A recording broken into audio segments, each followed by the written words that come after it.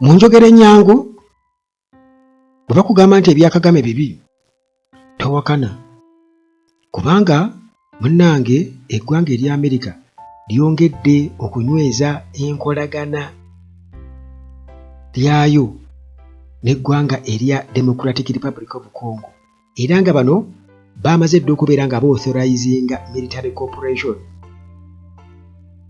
ne DRC nti enkwatagana mu by'ekijaasi kaakati yalumye dda, era nga restrictions wabaddewo kwegamba obukwakkulizo bwe baateekawo mu kuwa military assistance mu Democratic Republic of Congo, naye kati kino munnange baakigjeewo bwe batyo ne bayingira butereevu okusobola okubeera nga batendeka n'okuwa amagezi ag'ekikugu amagye aga Democratic Republic of Congo. Kakati security cooperation eno okutraininga oba training programs ne Kinshasa, eno development y'amaanyi nnyo nnyo nnyo, era nga njagala okubuulira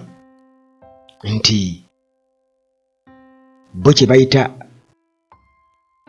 okusolvinga regional's most sensitive human rights issues, nti bazze okubeera nga bajjawo ekizibu ekibaddewo ebbanga lyonna eky'okulinnya eddembe ly'obuntu, mu kutta, mu kukabasanya n'okuteeka abaana abato mu magye, byonna ebyo ebireetedde abantu okubeera nti munnange babeera kutebuukye. Kakati okusinziira ku mateeka ga US batugamba nti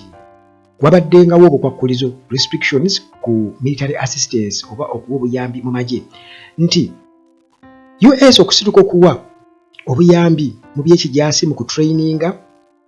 n'akuwa amagezi ag'ekikugu gavumenti yonna, naye ng'amagye ago gali kuruutinga oba gayingiza abaana abato, nti ekyo tekikkirizibwa, era nti amagye g'e Congo oba gavumenti ya DRC yamaze dda okubeera nti eyimpuruvinga ku sayidi eyo, nti bo tebakyabikola ebyo. Kati US bwetyo ng'erina okubeera nga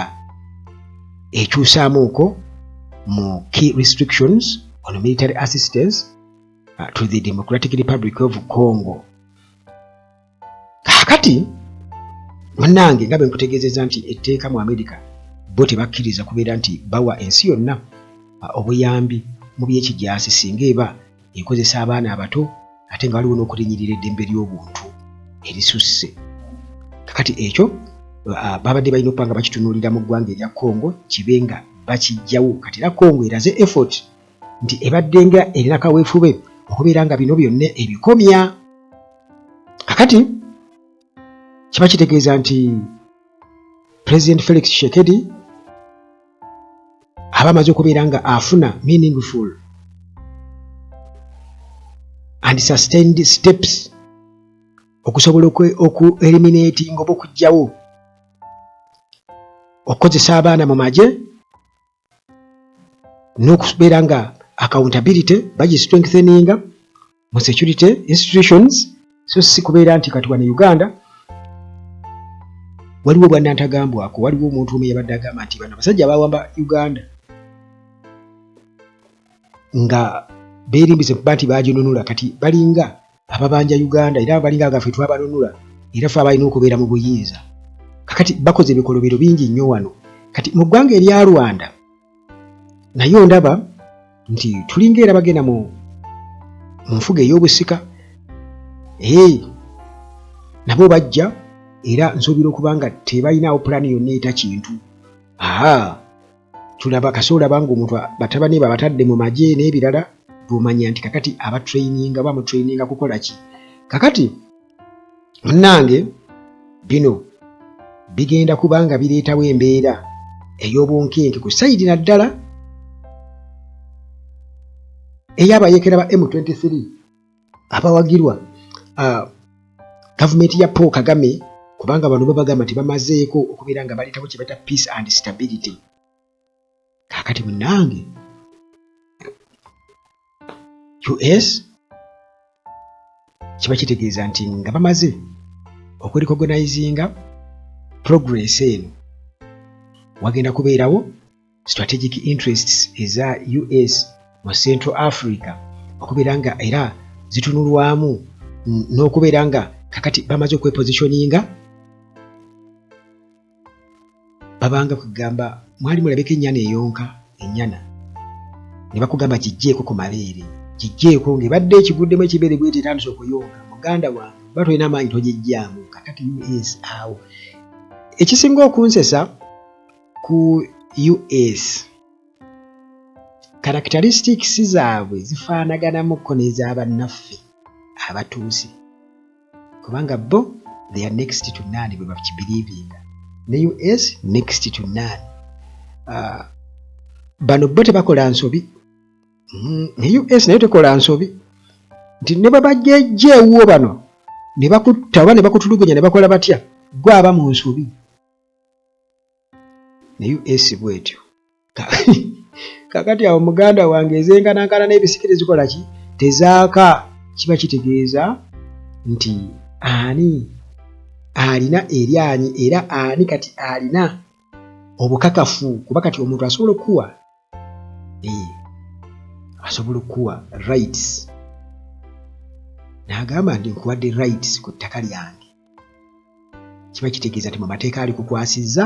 era osobola ovunaanirako omuntu osobola okukubirako omuntu okumukutula enkizi kaakati onnange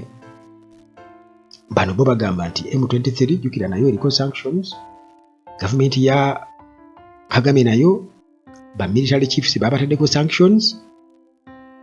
kakati ekyo kyongera okubeera nga kikulaga nti ani ali wanted ani ali unwanted ani ali wanted naali unwanted kakati munnange jjukira nti police eya US yasifutinga dda Washington eyagala nnyo okubeera nga extendinga external influence naddala mu Great Lakes region era nga bano bagamba baga kwitawo stability naddala mu kitundu ekirimu ebyobugagga kakati awo Kagame Trump yagamba ate mufaayo fena tugenda kufuna ssente kiri ekifo kirimu ssente bannange kirimu ebyobugagga naye waliwo bo nga kikyangu kubanga bo balina we baasibira gwe awo tebavaawo bo be bo era tebagenda kuweba mateeka waakiri okufa baggwewo tukubaseesa obuseesa mulinde ekinaava mu yeebiraka sayidizi eyo kubanga bino tubibagamba naye njagala okubabuulira nti enjege egenda okuva mu Democratic Republic of Congo mu Great Lakes region buli omu waali buli nakyemalira waali agenda kubeera nga ali mu kaseera ka bugigi nnyo kyobulanga Museveni bw'atyo yagendeddewo kubeera kyeya wa East African Community gwe tulowooza nti kubanga eyalina okubeera yali wa Somalia oba Ethiopia oba Tanzania nga balina kulondako abo ababiri naye Samia Suluhu ennaku zonna alabye yazadde bebi yazadde ndowooza nga yeetaga maternity leave ndoza Museveni n'amugamba n'amugamba atya omwana waffe kuba omwana abeera waffe omwana abeera wansi kati nga nti omwana waffe teweeraliikirira kati jetu Museveni n'amugamba nti omwana waffe waali badde ofuna akaseera akamiyonsa nze kankikole ki kankikwate okay bannange tulinze bulinzi kugenda mu maaso ku lusibe kabina ku ddongo